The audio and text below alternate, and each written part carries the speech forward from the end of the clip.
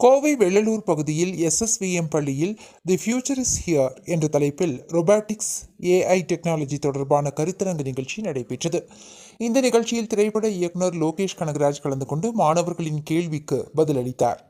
படம் பார்த்துதான் வாழ்க்கையை கற்றுக்கொள்ள வேண்டுமென்றால் அது என்னை பொறுத்தவரை சரியானது இல்லை. ஒரு சினிமா நம்மை இன்ஃப்ளூயன்ஸ் செய்தால் நாம் வளர்ந்த விதமே தவறாகிவிடும். அப்பா அம்மா இருக்கும்போது ஒரு படம் நம்மை எப்படி மாற்றிவிடும். படம் என்பது ஒரு பொழுதுபோக்குதான். ஒரு படம் நம்மை சிந்திக்க வைக்கலாம், ஆனால் அது மட்டுமே போதாது என்றார். தொடர்ந்து செய்தியாளர்களுக்கு பேட்டியளித்த அவர், இந்த வயதிலேயே மாணவர்கள் பேட்டன்ட் வாங்கி ஆய்வுகள் பற்றி பேசியது பெரிய விஷயம் என்றார்.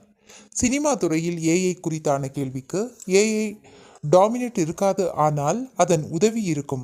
ஏஐ டெக்னாலஜியை பயன்படுத்திக் கொள்வதுதான் புத்திசாலித்தனம் என்றார்.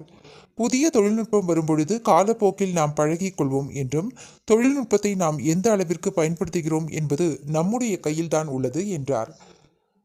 கருத்தியல் ரீதியான விஷயங்கள் குறித்து இயக்குனர் வெற்றிமாறன் பேசிய போது, இது தொடர்பான கேள்விக்கு வெற்றிமாறன் கூறியது அவருடைய கருத்து என்றும், நான் இப்பொழுதுதான் தயாரிப்பு நிறுவனத்தை துவக்கியுள்ளேன், ஆனால் அவர் அதிக படங்களை செய்துள்ளார் என பதிலளித்தார். உங்களது படங்களில் ஏஐ எந்த அளவிற்கு பயன்படுத்தப்படுகிறது என்ற கேள்விக்கு பதிலளித்த அவர், கூலி திரைப்படத்தில் நடிகர் ரஜினிகாந்தின் குரல் ஏஐ தொழில்நுட்பம்தான் என்றார். பலரும் ஏஐ தொழில்நுட்பத்தை பயன்படுத்தி வருவது குறித்தான கேள்விக்கு, நான் அனிருத்தை பயன்படுத்தி வருகிறேன், அதனால் ஏஐ தொழில்நுட்பத்தை பயன்படுத்த வேண்டிய தேவையில்லை. நானும் அனிருத்தும் நடிப்பது குறித்து அருண் மாதேஸ்வரன் தான் கூற வேண்டும் எனவும் தெரிவித்துச் சென்றார்.